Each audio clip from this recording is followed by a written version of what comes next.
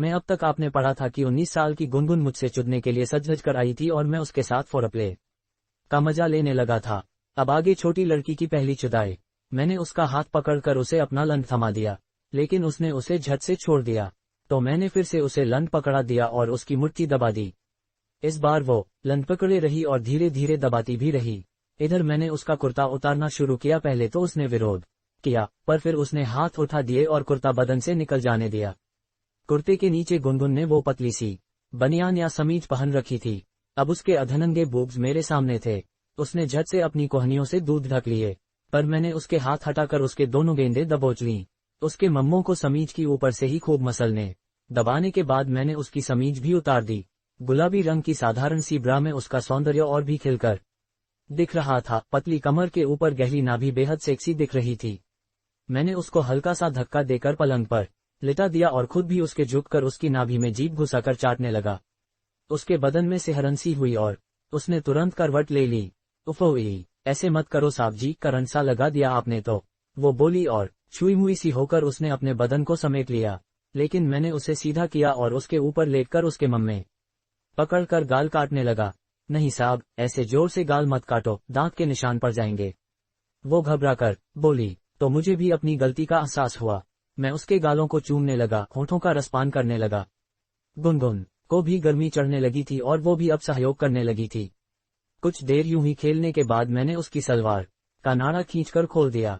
गुनगुन ने दिखावे के लिए विरोध जरूर किया, पर उसने अपनी कमर उठा दी और सलवार निकल जाने दी। गुलाबी रंग की प्रिंटेड पैंटी गुनगुन की गोरी गुलाबी जांघों पर बहुत अच्छी लग रही थी। जांघों के बीच उसकी चूत का गुदगुदे टापू जैसा वो उभार बेहद लुभावना दिख रहा था। उसकी चूत के दोनों बाहरी भगोष्ठों के बीच की गहरी रेखा कैमल टो जैसी साफ साफ नजर आ रही थी। उसका जिस्म आराम से देखने के लिए मैं सामने पड़ी कुर्सी पर जा बैठा और उसके हुस्न का आनंद लेते हुए उसका चक्षुचोदन कर ही रहा था कि अचानक उसने मुझे यूं उसको देखते हुए देखा तो उसका मुंह शर्म से लाल पड़ गया। उसने अपना मुखड़ा अपनी हथेलियों में छिपा लिया। साहब जी ऐसे मत देखो, मोहे लाज लगत है, वो अपने देसी लहजे में बोली और फिर करवट लेकर मुंह उस तरफ कर लिया। अब गुनगुन की पीठ और उसके गोल गोल जैसे सांचे में ढले नितंबों का वो मनमोहक जोड़ा मेरे सामने था। उसकी पीठ पर कसी हुई ब्रा के स्ट्रैप्स और कूल्हों पर सजी पैंटी का वो मनोरम दृश्य देखकर मेरी कनपटियां गर्म हो उठी और मेरे हाथ जैसे उसके बदन को मसलने मीलने के लिए मचलने लगे। लंग तो पहले ही अपना विशाल रूप धर चुका था। गुनगुन को शायद मेरी नजरें उसके बदन पर चुभती हुई सी लगी होंगी, सो उसने भी अपना जिस्म समेट लिया और उसके घुटने उसकी छाती से जा लगे। उसका सिर उसकी कोहनियों में छिप गया। इस तरह छुई मुई बन जाने से उसकी पैंटी का निचला सिरा गायब सा होकर नितंबों के बीच खोसा गया था। मैंने मन ही मन कल्पना की कि शायद पैंटी का बाकी निचला भाग उसकी चूत की दरार में फंसकर विलीन सा हो गया होगा। गुनगुन का वैसा मादक रूप देख मेरी आंखें अच्छे से सिक चुकी थीं। बस अब तो उसे दबोचने का मन करने लगा था। मैं भी अपने कपड़े उतार पूर्ण नग्न होकर उसके बगल में जा लेटा और उसकी ब्रा का हुक खोलकर उसकी नंगी पीठ सहलाते हुए चूमने लगा। फिर हाथ आगे ले जाकर उसके दोनों नंगे मम्मे अपनी मुट्ठियों में भर लिए। उफ, कितना सुखद स्पर्श था उसके भरे भरे कठोर स्तनों का। मुझे लगा कि आज तक मैंने कभी इतनी आनंददायक स्पर्श वाली चीज कभी छुई या पकड़ी ही नहीं थी। उधर गुनगुन का जिस्म हल्के से कांपा और उसके मुख से आनंददायक हुआ जैसी ध्वनि निकली। मैंने उसकी ब्रा उतार कर वहीं रख दी और उसे अपनी तरफ करवट दिला ली। उसके पुष्ट स्तनों की झलक मुझे मिली, इसके पहले कि मैं उसके नग्न स्तन अच्छे से निहार पाता। गुनगुन ने अपनी हथेली से मेरी आंखें ढक दी। इन्हें मत देखो साहब जी, मुझे शर्म लगती है। गुनगुन मुझसे चिपट अपने उरोज मेरी नंगी छाती में छुपाती हुई बोल पड़ी। अरे यार, देखने तो दे तेरे दूध कैसे लगते हैं। ये कहकर मैंने उसके कंधे पकड़कर उसे चित कर दिया। अब गुनगुन के मम्मों का वो प्यारा सा नग्न जोड़ा मेरे सामने था। बिना किसी सहारे के तने हुए उरोज उसके चूचुकों को एक अंगुल की परिधि में बने सांवले से शकील ने घेर रखा था। मैं उसके एक चूचुक को अपनी चुटकी में दबाकर उन्हें आहिस्ता आहिस्ता ऐसे मसलने लगा जैसे दीपक जलाने के लिए रुई को उमेटते हुए बत्ती बनाते हैं। ठीक वैसे ही मेरी ऐसी छेड़छाड़ से वो विचलित सी हुई और उसने अपना एक पैर मेरी कमर पर रखकर मुझे अपने से दबा सा लिया।